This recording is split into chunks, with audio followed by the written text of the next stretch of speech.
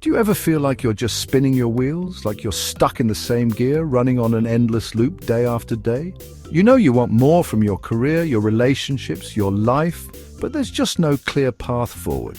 It's a frustrating, disorienting, and honestly a deeply human feeling. Most of us get stuck at some point, whether it's in a soul-crushing job, a stale routine, or just a general sense that we've lost the plot. The good news, you're not stuck, you just haven't figured out the next step. In this video, I'm going to share a powerful 5-step approach to cut through that confusion, break the cycle, and finally get you back in the driver's seat. This isn't about some magical overnight fix.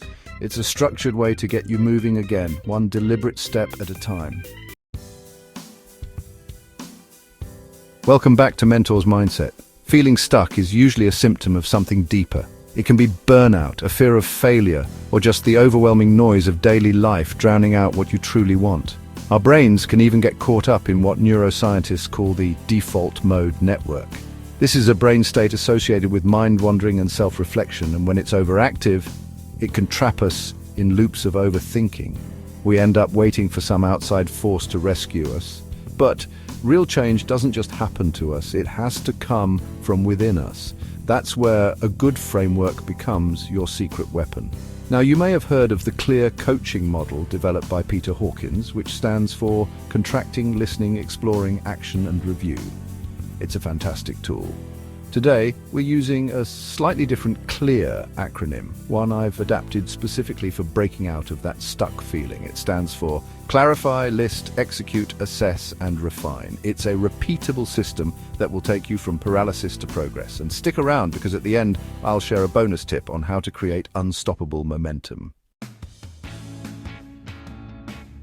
First things first, you have to clarify. You can't find a new path if you won't get honest about where you are right now. A lot of us stay stuck because we refuse to really look at what's not working. We tell ourselves, oh, it's not bad, or we blame everyone and everything else. But that just leaves us feeling powerless. So, how do you clarify? You get brutally honest. Grab a piece of paper or open a doc and ask yourself some tough questions. What parts of your life are making you feel stuck? Your job, your health, a relationship, your daily habits? And be specific. Don't just say, my job is the problem. Dig deeper. Is it the actual work, the toxic culture, the fact that you haven't learned a new skill in 3 years? A killer exercise for this is the 2-column method. On one side, list everything in your life that is working. This is the stuff that gives you energy, joy, and purpose. On the other side, list everything that isn't. These are the things that drain you, frustrate you, or make you feel stagnant. Getting these thoughts out of your head and onto the page forces you to see your situation for what it is, without judgment. This isn't about beating yourself up, it's about gathering data. This clarity is the first step to taking back control. Once you've clarified the real issues, it's time to list. This is where you transform that vague, heavy feeling of being stuck into a set of concrete challenges and opportunities. Overwhelm happens when our problems feel like one giant tangled knot. This phase is all about untangling that knot, one thread at a time. Start by listing the specific obstacles in your way. If you feel stuck in your career due to a skills gap, your obstacles might be certification courses are too expensive, I have no time to study, or I'm afraid I'm not smart enough. Just writing them down makes them feel less like monsters and more like solvable puzzles. But we're not just listing problems. For every single obstacle, I want you to list at least one potential opportunity or solution. This is where you start to flip the script in your own mind. You go from being a victim of your circumstances to the architect of your future. For courses are too expensive, an opportunity might be research-free online alternatives, or create a budget to save up. For no time to study, it could be wake up 30 minutes earlier or swap 1 hour of Netflix for studying.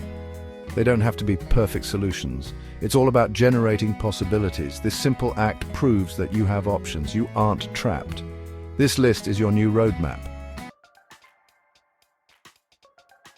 You've got your list. Now it's time for the most critical step. Execute. This is where momentum is born. So many people get stuck right here, waiting for the perfect plan or the perfect time to start. Spoiler alert, There's no such thing. The only way to get unstuck is to move. Don't look at that long list of opportunities and get overwhelmed. I want you to pick just one thing, the smallest, most ridiculously achievable action you can take. This is your micro goal. Want to launch a new career? Forget the 5-year plan. Just spend 15 minutes. Today, researching one company you admire. Feeling out of shape? Don't commit to hitting the gym 7 days a week. Just go for a 10-minute walk today. This tiny, imperfect action is everything. Why? Because it shatters inertia. It sends a message to your brain that you are back in control. Every huge life change is just an accumulation of small, consistent steps. Think of it like a giant flywheel. That first push is the absolute hardest. It takes the most effort for the tiniest bit of movement. But if you keep pushing with small, consistent actions, that flywheel builds momentum until it's harder to stop it than to keep it going. That's execution. Don't aim for a giant leap, just take one small step. Step 4 in our framework is to assess. Taking action is essential, but action without reflection is just a different way of spinning your wheels. Assessment is about building self-awareness to make sure your actions are actually getting you where you want to go. You have to become a scientist in the laboratory of your own life.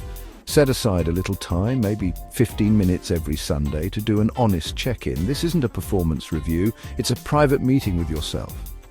Ask, what did I do this week? What happened? What worked? What didn't?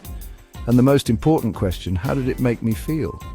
Sometimes you'll find that an action you thought would be great actually felt awful. That's not a failure, it's data. Maybe you decided to change careers and started going to big networking events, only to realize you hate them and they leave you feeling drained. The assessment phase is where you catch that. Maybe the goal is right, but the strategy is wrong. Perhaps one-on-one coffee chats are more your style. Regular assessment stops you from blindly following a plan that isn't working and allows you to make smart, agile decisions based on real-world feedback. And that brings us to the final step, refine. Based on what you just learned in your assessment, you now refine your plan. Being stuck is often a result of being too rigid. Life isn't a straight line. It's a messy, beautiful process of trial, error, and adjustment. The ability to refine your approach is what separates those who make it from those who stay stuck. Refining means being flexible. If you realize your original goal isn't what you truly want, it is 100% okay to change it. If a strategy isn't working, it's okay to ditch it for a new one. This isn't quitting, it's smart navigation. A ship captain who holds course directly into a storm isn't dedicated. They're a fool. Your journey is no different. Let's go back to that networking example. After assessing that big, loud events are a terrible fit, you refine your plan. Your new action step becomes this week. I will reach out to one person on LinkedIn whose career I admire and ask for a 15-minute virtual coffee. That's a refined approach based on what you learned about yourself. The C.L.E.A.R method isn't a one-time fix, it's a continuous cycle. You clarify, list, execute, assess, and refine. And that refinement leads you right back to a new, sharper sense of clarity, starting the loop over again from a much stronger position. All right, here's that bonus tip. Once you start moving, how do you keep that momentum from fizzling out? You curate your environment. You are the average of the people you spend time with and the information you consume. If your environment is filled with negativity or people who are also stuck and just want to complain, you will have to fight tooth and nail for every inch of progress. Intentionally surround yourself with people who inspire you, with books and podcasts that challenge you, and with physical spaces that make you feel energized. This doesn't mean you have to cut everyone out of your life, but it does mean being deliberate about who and what gets your prime attention. Your environment can be a headwind pushing you back or a tailwind propelling you forward. Choose the tailwind. The C.L.E.A.R framework is a powerful tool, but like any tool, it only works if you actually use it. So, I have a question for you. Which of these 5 steps do you need to focus on most right now? Is it clarify, list, execute, assess, or refine? Let me know in the comments below. Sharing your journey might just be the spark someone else needs to start theirs. And if you found this useful and want more practical strategies for taking back your life, make sure you hit that subscribe button and turn on notifications. You won't want to miss what's next. Feeling stuck isn't a life sentence, it's a signal. It's a sign that you've outgrown where you are and you're ready for the next chapter. You have the power to change your story, and now you have a framework to guide you. Remember the steps.